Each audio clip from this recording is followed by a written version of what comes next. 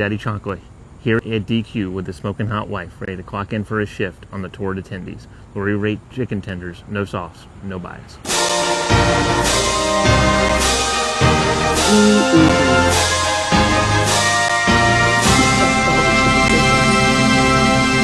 Fresh. They are now pushing wearables on the population and starting with external wearables and then going into internal wearables in the future. We do know as well Gates Foundation funded what's called microneedle patch implants that install quantum dots in skin for about 5 years for use as vaccine passports. Again, this is on the National Library of Medicine website. So yeah, the plan appears to be going from external wearables, get them to wear that, and then you go into the internal wearables, these implants. I don't know shit. Our eyes don't even see. There's no direct perception. Anything could be. Yeah. Maybe not. Now we're going to give you a play-by-play. This is the order you can expect things to change in when you are being psyoped. Isaac Cappy was an actor and writer in Hollywood and decided to expose all the sick things going on, and one person in particular he was exposing was Tom Hanks. I'm not going to talk about Tom Hanks either, who is also a pedophile. Tom Hanks, folks, is a pedophile. I'm sorry if this is the kind of bursting your bubble, all this information is new. Now, Isaac Cappy allegedly forced himself off a bridge and was hit by a car on Route 66 and was found dead. Which is ironic because while he was exposing people, he would always say that he's not suicidal and that he's in good health. I'm not suicidal. 39 days before Isaac died, Tom Hanks posted this. It says, "Historic Route 66 roadkill." And it sounds sickening to say, but Isaac was technically roadkill on Route 66. And the day Isaac died, Tom Hanks posted a red handkerchief. And if you don't know the significance of a red handkerchief, pause and read this real quick. Here's the police report. The man who killed him was named Forrest. And Tom Hanks' most famous movie was Forrest Gump with the iconic scene on Route 66. Like, what? To make it more sus, this man literally moved to Greece right after. There's so much more information. I posted a 5-minute long video on my YouTube, and I'm gonna make a part 2. Sexy baby! Sexy baby! Such a sexy baby. You're 48. You're a virgin, right? Yes. You've never been on a date. You don't have a job. You just put on a paper dog suit and walk around town, which doesn't seem to me to be a highly productive course in life. Well, I feel it makes me more social because it's something that I engage in with people, wearing the costume outwardly, going around the city, and I kind of can get friends that way too, you know, people who interact with me as a dog. And owners, mostly dog owners, really like the situation, you know, of me being a dog on the, you know, outside and stuff. How many of them have asked you to come home for dinner? People do say, they have a thing, can I take you home? They actually say that to me many times. What do you do for money? Well, my mom established a trust fund for me. I own my own home. I kind of have just, you know, it doesn't cost too much for me to live. Yeah. And I kind of live simply. I feel like the dog philosophy is just a simple life a little bit. Yeah. So it's, and dog food doesn't cost that much. Yeah. So I'm not doing too bad.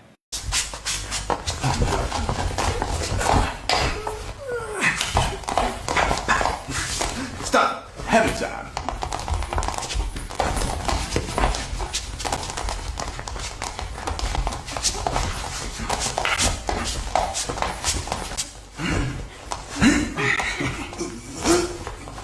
Is Shane Gillis a CIA plant?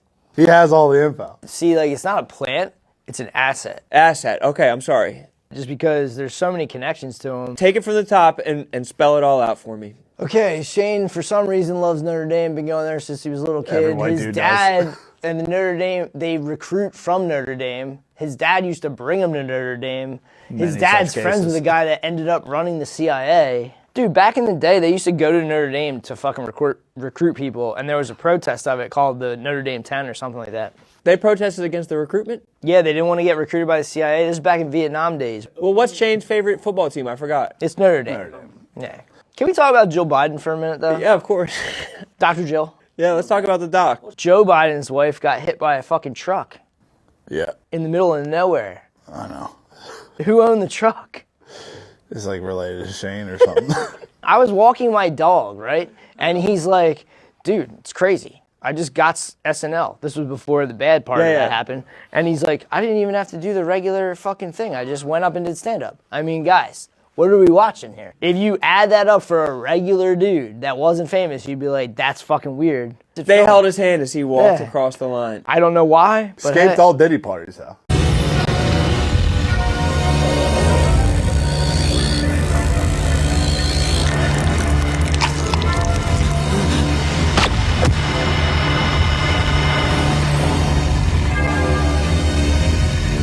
We were taught to hate the Germans because we had to fight that war. We were taught to hate the Koreans because we had to fight that war. We were taught to hate the Vietnamese because etc., etc. We were taught to hate the Japanese. When the wars were over, you didn't tell us not to hate them. You didn't retrain us. And then on top of all of that, you took the industry out of the United States and gave the American jobs to the enemy. How can you possibly expect us to accept that when you never told us any differently? And now you're telling us that we're a problem? And we came home from these wars without a job? And look at the Gulf War. These boys came home and didn't even find practically enough money to pay their mortgages. And they're considered undesirables. The boys who came back from Vietnam were not even considered first-class citizens when they came back. They were hated, undesirables. And you are now telling us that we should love one another without jobs?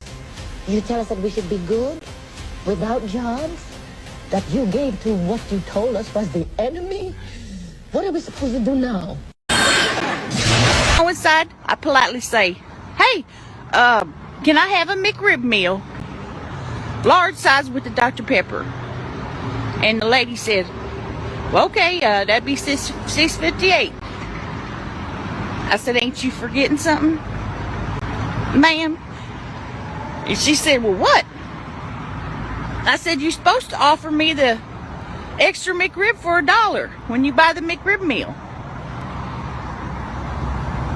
You ain't gonna believe it. She looked me up and down. And she said, well, it don't look like you need the extra McRib. Excuse me? I throat punched that.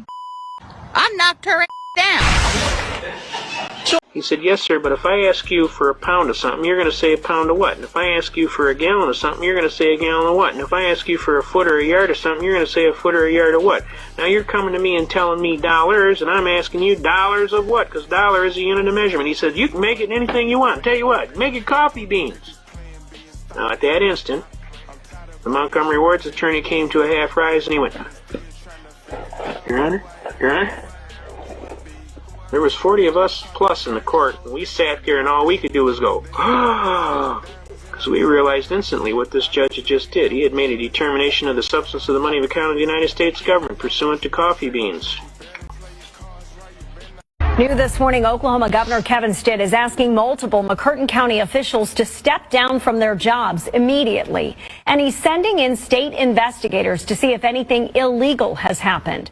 This move comes after the sheriff, a county commissioner, the jail administrator, and a sheriff's investigator were recorded by a local newspaper at a county meeting expressing frustration that they could not hang black people anymore, and also openly threatening to kill two newspaper reporters. Never ever back down when you're accused of being a racist. As a rule, you should always double down on it. Always double down. Always. And if you see someone else being accused of being a racist, you should ask yourself, what can I do to be more racist than that guy?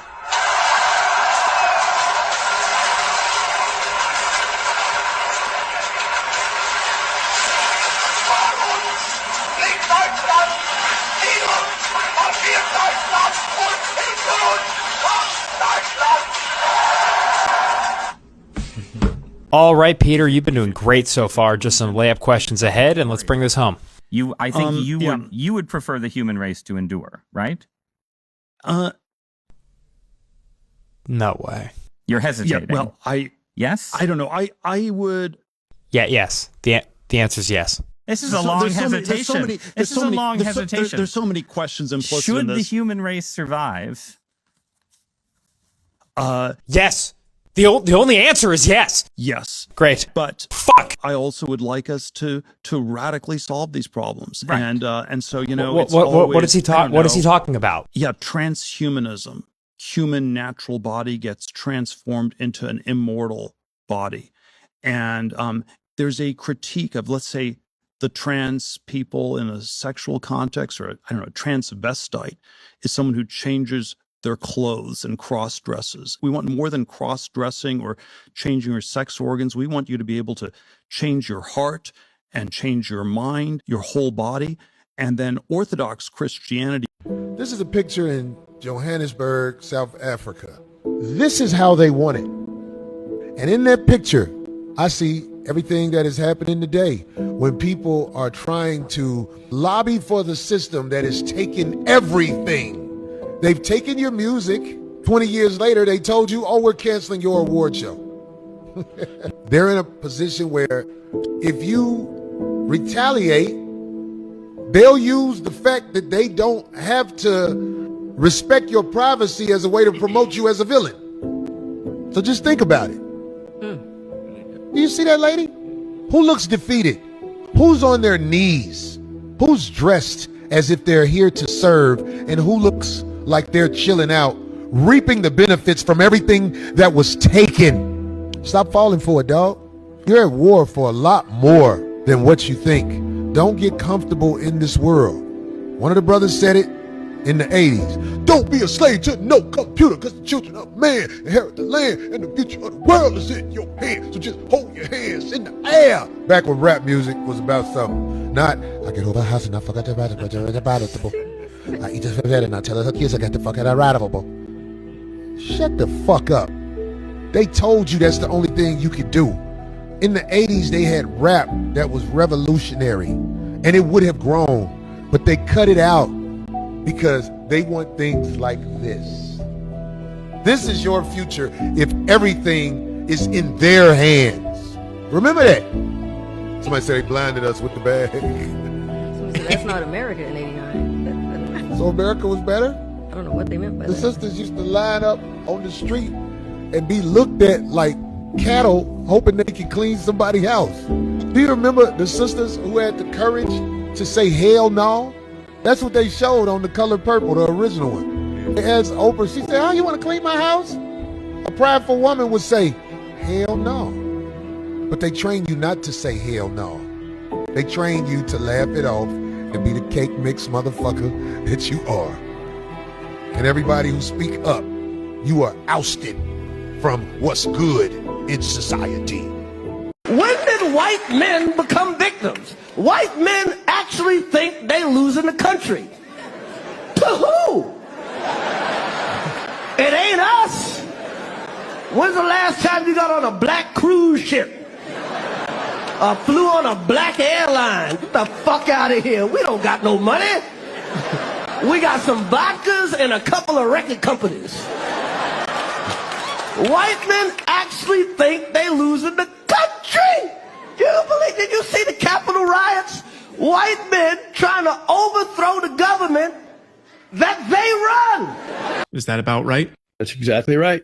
I'll give you the exact steps. If the government was going to pull off what we would call a world-changing manufactured event, the first part of that, before you get to the actual steps, this is called the Overton window. I do know the Overton window, yeah. For anyone who doesn't know what that is, the Overton window is basically all the information that it's acceptable to talk about in public. So what I drew here really quick was this is the Overton window in the middle, and then on one side you have an H for denial, and over here you have the hammer and sickle for bring back the Soviet Union. Those are things you could not put on the news because people would go, whoa, it's getting a little crazy, right? So the Overton window is just all the things that people don't think are crazy to talk about. They know how to move the Overton window one way or the other, or stretch it or shrink it. Exactly.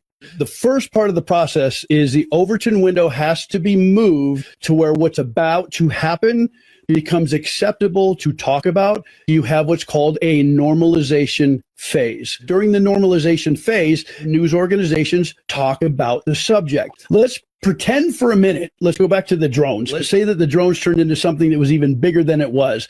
They would be putting up footage of drone activity all the time. In case you don't remember, that's exactly what they did. And what that does is it normalizes to the rest of America that this is common. This is happening all the time. Once you're desensitized, you're willing to accept even more. After you normalize it, is setting the stage for the big reveal. So then after you normalize something and put it in the Overton window, what they would then do would be something like saying, hey, there are even more people with even more information that's coming, and we're about to find out what it is. And that creates tension and fear in the general public, and they start needing to know what's coming. So now you ramp it up, you get the anticipation. That invokes the need of some sort of salvation, some sort of rescuing. So once they normalize the thing and then they create fear around it, then they give the public the idea that they need to be saved from the thing. And the someone always ends up being a government organization. And that's what they want you to think, is the government needs to step up to rescue us. Well, I'm in the second phase of my career, giving away all the wonderful money that Satya's good work has helped multiply a lot. But I think the thing that ties my first career that I still spend some time on because AI is so phenomenal, and my second career is innovation, innovating in health in areas like vaccines or gene editing, and the President and I are talking about taking American innovation to the next level to cure and even eradicate some of these diseases. He mentioned polio, which is one that we're close. We don't need new science on that one. For some like HIV and sickle cell, we do need new science, but the U.S. Has the seeds that in the same way that Warp Speed took those seeds and put them together, I think something fantastic can be done. AI for our foundation is that we want a doctor for everyone in Africa through AI. We want farmers to have incredible advice, and kids to have a chance to learn. So the work being done by the people at this table is changing the world. It's coming fast, so it's great. We all get together and talk about how the U.S. can lead in this key area and apply it even to the poorest outside the U.S. as well as to our great citizens. So thank you for incredible leadership, including getting this group together. In the old days, boom, firing squad. No, it's true. Boom, gun, bang, bing, bong. When we were strong, bing, and it goes quickly, right? It's called you're dead. Billions of dollars to mental health and the homeless population. A lot of them don't want to take the programs. A lot of them don't want to get the help that is necessary. You can't give them a choice. Either you take the resources that we're going to give you, or you decide that you're going to be locked up in jail. That's the way it has to be now. Or involuntary lethal injection or something. Just kill them. Yeah, Brian, why did it have to get to this point? Right. I would say this. We're not voting for the right people. In North Carolina, wake up. One more time, please. I really can't help myself. I keep on crying. But baby, I love you forever and ever. You're mine. Just watched something that said white people will fill up a pot of water and black people will first rinse out the pot of water because they don't want to cook in that first water. Is that true? Okay, let me explain something to you. You see that?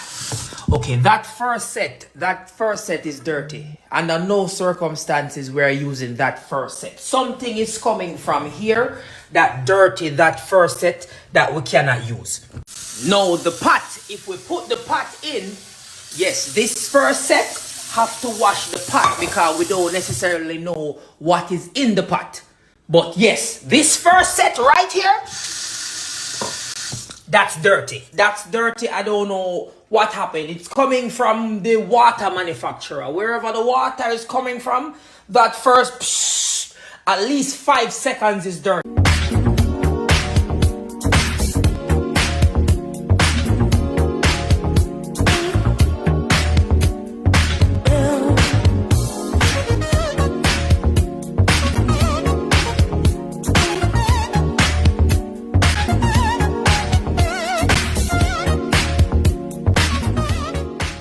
Have you ever seen the Starlink satellites?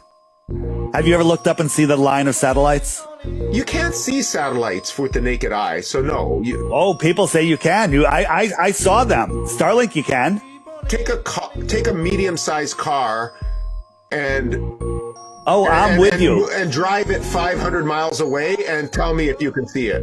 I'm with you 100%. No, satellites, from physics, from the perspective of physics, unless they have some kind of illumination, which they don't, cannot be seen by the naked eye. We gotta get him on the lives working with us. Wait a minute, hang on a second here, guys. You gotta come over to Angel. He's on TikToks. No. Okay, maybe. Matthew, I want you to remember. All right, no, I have never seen the Starlink satellites because it's impossible. What you just said is true. Yeah. Okay? But here they are. And I've seen them myself. Now, this was 2 years ago. I saw... No, those can't be satellites. I'm with you, but this is what they tell us they are. Balloons, maybe? They're local. They're not far away. Drones? Yes. Don't know. Not sure. But they're not satellites because, as you pointed out, the Starlink size is smaller than a 747's engine. There's a place in the Indian Ocean called Diego Garcia. It used to be home to over 2,000 people, the Chagosians. Families lived there for generations. They fished, they farmed, they buried their dead there. The island was small, quiet, and beautiful. In the 1960s, the United States decided it wanted the island for a military base, and Britain was glad to help. So they had the Chagosians removed. They were given no warnings, no compensation, no explanation. First, food shipments were cut off. Then their pets were rounded up and burned in mass ovens, a psychotic act of intimidation.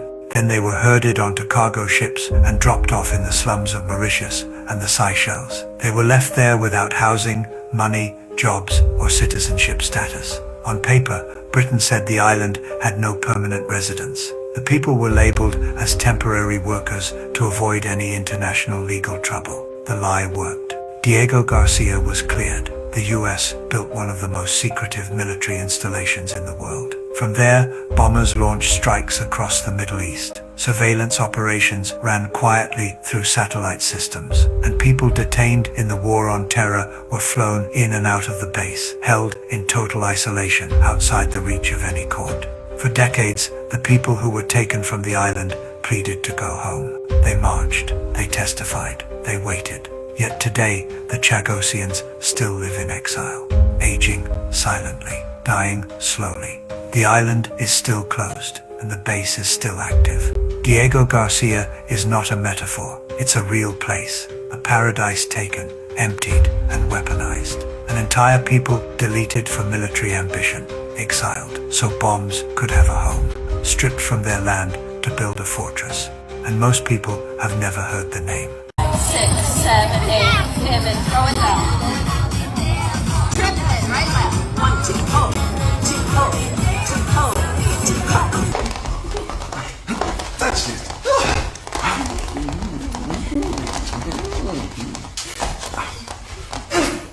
That's it. Touch me.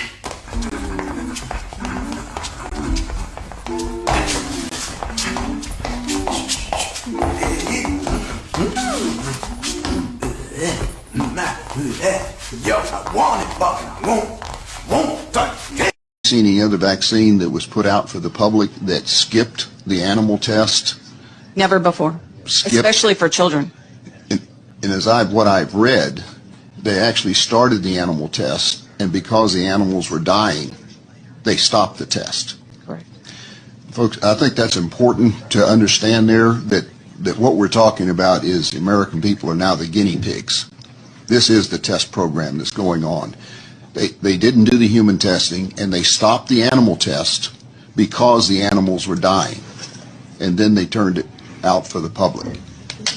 And we are now looking at businesses that want to mandate that this experimental vaccine be given to people as a condition of their employment. And yet we have this death count that continues to rise. So I'm just going to take my detox. I'm going to start with the spray. This is a tasteless spray. You just do it and then you're done. This binds to all the toxins in the cells and in the blood. So that way you're covered for environmental toxins, for foods, for, you know, the things that they're spraying in the sky, for any type of outings, chlorine pools. This is great for summertime for my kids, and when we're traveling. Parashield. And this is going to kill all of the parasites in the gut. Now, parasites have a 75-day life cycle, so make sure that you do this 3 times in a row. You always want to detox and deworm for 3 months for your first time. After that, follow up with a 21-day cleanse with your binders over here. Now, you cannot deworm parasites alone without those binders, so make sure you get the binder pack and then go ahead and get the Parashield. With the Parashield, this is going to be your black walnut, clove, and wormwood. So you cannot kill parasites with just wormwood alone. You have to have that black walnut hull. Wormwood kills it and stuns it. Black walnut literally flushes it all out. So you don't want dead parasites staying in your body. And that's it. 30 seconds a day. You can detox. Comment deworm below and I'll send you my 2 links. Make sure you do the binders pack first, then do the Parashield. And happy detoxing. In 1996, Pfizer did a secret drug trial on kids in Nigeria during a meningitis outbreak. It was an experimental antibiotic called Trovin, and 11 kids died from it, and dozens more either blinded, deafened, or got brain damage from it. The kids ranged from 3 months to 11 years old, and the most affected were kids 5 and under. After years of lawsuits, Pfizer finally settled for $75 million, and not a single cocksucker went to prison. So-called slave Bible, remarkable not for what's in it, but for what's not. So about 90% of the Old Testament's been removed, and about 50% of the New Testament's been removed. To put it another way, a normal King James Version has 1,189 chapters in it. The Slave Bible has only 232. Missing are chapters and verses that might have encouraged uprisings. Book of Exodus, redacted. No story of Moses demanding Pharaoh, let my people go. Gone is Galatians, and the verse, there is neither bond nor free, for ye are all one in Christ Jesus. And no Jeremiah, woe unto him that useth his neighbor's service without wages. What they've left in are verses such as Ephesians 6:5, which is the famous verse, slaves be obedient to your master. Looking at this Bible, it's hard to tell that anything's been taken out of it. That's correct. I mean, it looks like a normal book. For many enslaved Africans, this would have been the first time they were exposed to the Bible. A Bible selectively edited to instill obedience, using religion to underpin the horror of slavery. When people encounter this exhibit, what lasting impression do you want them to leave with? Well, we want to pass the message on that may this never happen again. The Bible itself is a whole book. It's not one that you get to carve up and use this piece or that piece. The slave Bible designed to repress rebellion, but it didn't work. Enslaved people in the Caribbean constantly fought against slavery until emancipation. A dark chapter in the history of the good book. A slave who turned his master into a scarecrow. This happened in 1861 in the state of Arkansas. In 1861, Jefferson County, Arkansas became the site of one of the most inexplicable and terrifying episodes in American dark history. Known only through the private writings of a vanished minister, the real story of the slave who turned his master into a scarecrow defies classification. At the center of his world is Elijah, a grieving carpenter whose silent rebellion escalated into a campaign of symbolic executions, acts that turned men into effigies and fields into graves. The case was never officially solved. The official records were either destroyed or never kept, but the diary of Reverend Alistair Finch, found sealed beneath the floorboards of a derelict church, offers a detailed, harrowing account. This is Black AF History, the Unwhitewashed Story of America by Michael Harriot. It is an amazing book that contains the stories of our ancestors that they don't teach in the history books. Grab you a copy now. This figure, born of soiled grief and unexplicable justice, became a living sermon, delivering judgment in a forgotten dialect of vines, roots, and silence. Elijah had worked those fields for years. So many long, cold winters and hot summers. He toiled on the fields without any pay.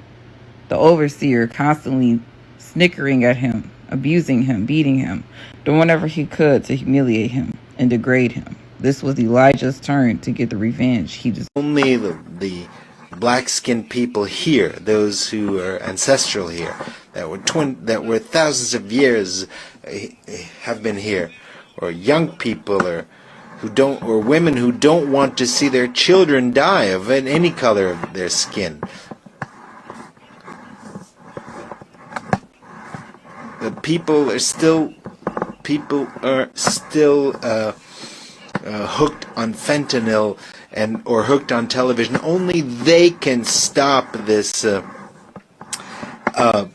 domination by the United States. The people who have taken to the streets in California, in New York, in Philadelphia, where the Liberty Bell stands, in spite of the National Guard that Trump sends out against its own people to shut them up, to the states that are free.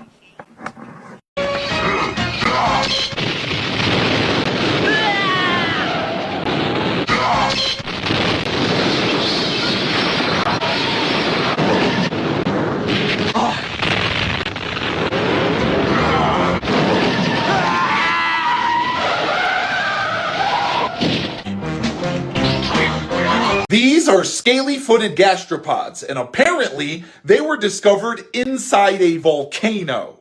They can handle temperatures of over 750 degrees Fahrenheit, and they have an iron shell.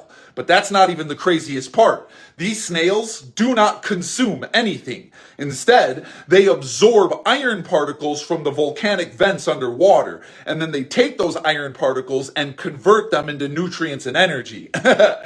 So you mean to tell me that not only is this the only creature in the world with an iron exoskeleton, they also consume iron? That's a freaking Pokemon.